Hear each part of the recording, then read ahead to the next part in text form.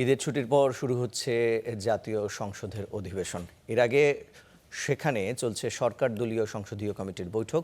সে বিষয়ে আমরা আরও জানবো। জাতীয় সংসদ ভবন থেকে যুক্ত হচ্ছেন সহকর্মী সিফাত শাহরিয়ার। সিফাত, এই যে বৈঠক চলছে, এই বৈঠকে কি বিষয় নিয়ে আলোচনা হচ্ছে, সে বিষয়ে আপনার কাছে কি তথ্য আছে এবং আজকের সংসদে কি আয়োজন থাকছে জানাবেন।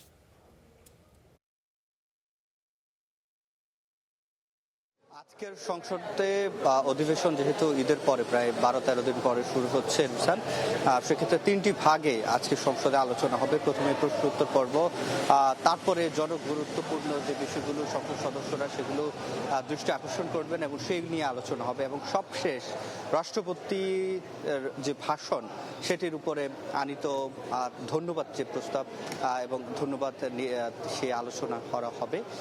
তারপরে আসলে শেষ হবে। তবে সবচেয়ে বেশি আজকে সংসদ অধিবেশনে যেটি সবার চোখ যেদিকে, সেটি হচ্ছে অন্তর্বর্তী সরকারের যে 133টি অধ্যাদেশ সংসদ অধিবেশন শুরুর প্রথম দিন যেটি বিল আকারে উত্থাপন করা হয়েছিল, আইনমন্ত্রী করেছেন, সেগুলোর ভবিষ্যৎ কি হবে। ইতিমধ্যে 2 দিন বৈঠক হয়ে গেল। সংসদ কর্তৃক যে বিশেষ কমিটি হয়েছে জয়নুল আবদিনকে সভাপতি করে, সেখানে সরকার দল এবং বিরোধী দলের সদস্যরা রয়েছেন। সেখানে 20 থেকে 24টি আমরা যতটুকু শুনেছি এই অধ্যাদেশগুলো, যার মধ্যে গণভোট অধ্যাদেশ রয়েছে, গুম কমিশনের বিষয়ে একটি অধ্যাদেশ রয়েছে, জনপ্রশাসনের অধ্যাদেশ রয়েছে কিছু, এই অধ্যাদেশগুলো যেগুলো আইন শৃঙ্খলা বাহিনীর সাথে যুক্ত এমন অধ্যাদেশও রয়েছে, সেগুলো আসলে এখন পর্যন্ত সেগুলো নিয়ে বিরোধী দল এবং সরকারি পক্ষ এক হতে পারে নাই।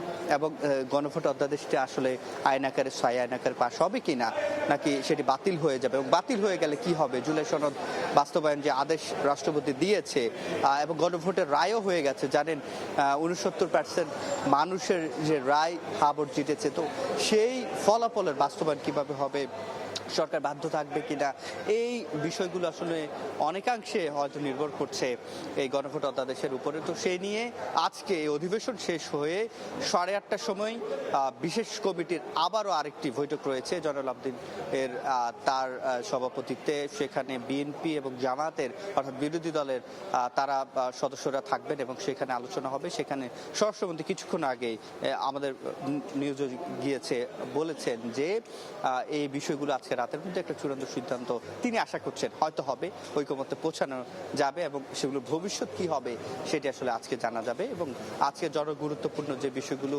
আছে, স্থানীয় সরকার নির্বাচন একটা বিষয় রয়েছে, তো সেটি নিশ্চয়ই শুরু হবে 3টার দিকে, সে আরো বিস্তারিত জানা যাবে অধিবেশন শুরু হয়ে গেলে। তো এই ছিল রুসান আমার কাছে সংসদ থেকে সবশেষ। সিফাত, আপনাকে ধন্যবাদ।